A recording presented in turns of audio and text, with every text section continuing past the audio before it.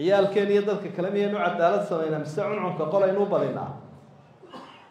caruurtooda ka bilaabi jireen meel dheer buu ka arkaa soo maaha marka isha kabarada dadka idin haysan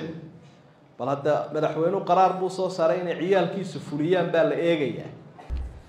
waxaynu gudbi lahayn muuqaaladii ay lahaayeen dadkaynu ku dayanayna wanaagsan nabigeenu horkacay sallallahu alayhi wasallam iyo asxaabta ila waxa waliba wuxuu leeyahay marka lagu dayanayo muuqaal laga dayda abu leeyahay diinteenu waa maqal iyo muuqaal rasuulkeenu diinta qaybna maqal buu inoogu keenay qaybna muuqaal sheegay quraanka iyo xadiidkuba laakiin muuqaal ahaan cadaaladda nabigu ficil buu ku xaqiijiyay asxaabtii ardayda waxaana ficil bay ku xaqiijiyeen caalamkuna uga marxaati kacay way mudantahay marka in la eego oo lagu cibro qaato oo lagu dhaqmo nabigu sallallahu alayhi wasallam cadaaladda wuxuu ugu horeysiin jiray naftiisa qaalin maalmaha kamid ah in asxaabiyu sida caloosha uga yara gujiyay uu ku soo noqdo wuxuu yiri kaala iga qisaas u shayda ku gaadhay Soomaa kaala qisaas waa kiinkii asxaabigaana yiraan ku qisaastay halkii banee ee dhunkanayay nabiga sallallahu alayhi wasallam cadaaladda saay naftu isuga bilaaday nabigu caruurtiisu ka bilaabay ciyaalkeen iyo dadka kale miyaynu cadaalad samayna mise cuncunka qolaynu badinaa caruurtooda ka bilaabi jireen cadaaladda rasuulku sallallahu alayhi wasallam wuxuu leeyahay cid kala daayo mar la yiri gabadh ka daa gacan goyn inantayda Faadimo haday waxato wallahi gacantan jaraya inantiisa uu jeclaa caruurtiisa ugu dambeysay cadaalad caruurta dadka la mid tahay gacantu ma jaraya cid kalena hadalkeeda badaa ayuu leeyahay rasuulku sallallahu alayhi wasallam marka la soo cabatay nabi maxamed inantiisa Faadimo saytida gacmihii baa wiilihii ugu daalay wiilaha ma taqaan wiilaha waxa karanaya dadkii qooshkii soo gaaray sida dumarku ay urud bijiraan gacmihii baa baxay sidaan dhagaxa ugu ridqayay haruurka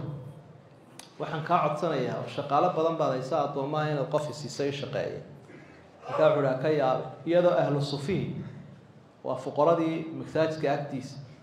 iyo reer bedel agoontoodii ay masaariif la yihiin inaan ku siiyo ma ka yaab kuwaas loo iibinayaa oo kuwaas kharashka la siinayaa wardi baan ku barayaa digri buu murlaqay nabigu wuxuu digrigaas energy-ga tamarta ku kordhinay bal digriga akhri halkaas ku meelay nabigu calayhi salaatu wasalaam halkaynu inaguna ilaahna kuwani waa dabaqada sare ee dadba la mid ahayn sidaas uu ahaa Umar ibn Khattab wuxuu la hadlayaa ehelkiisa iyo ubadkiisa iyo oorihiis markaas wuxuu leeyahay idaa nahaytu amran fantahu lianna an-naasa yanzuruna ilaykum nadara at-tayr ila al-lahm waxaan idin sheegay xaafadaydii hadaatii reer Umarow war markaan qaraar soo saaranayna waxa waa mamnuuc idinku dadka u horeeyo ka taga waayo dadku idinka waxay idin eegayaan sida gorgorku hilibka u eego gorgorka iyo coomaaduhu hilibka meel dheer buu ka arkaa Soomaha marka isha kabarada dadka idin haysan bal hadda madaxweynuhu qaraar buu soo saaray inay ciyaalkiisu fuliyaan baa la eegayaa wararinka imika iyo inaan isugu iman dadka waxaan fara fuliya waxaan u diiday iska daaya tusaalaha idinku noqda markale inankiisi Cabdilaahi oo jeclaa wanaagsana caalimka cilmiga badnaa ayaa halu iibsaday xoogaa geela beertii dadweynaha ee dawladdu lahayd buu daajiyo geeli markuu naaxay uu saylada ka yimi kolkaasoo geeli dabcan lacag badan mu noqday law naaxayo beerta ku naaxay Umar baa wuxuu yiri geelani muxuu ahaa uu sharxay ama waaba loo sheegay wuxuu waxaad yeelaysaa geela lacagtii hore laga siiyay qaado intan imika aad siisay baaqiga ka soo harayna baanka ku shub waayo waxaad daajisay beertii dadweynaha magaca aabahana waad ku daajisay annaga adeer nagu guurin shaarka iyagana gashan sharaftayadana ku ciyaarin way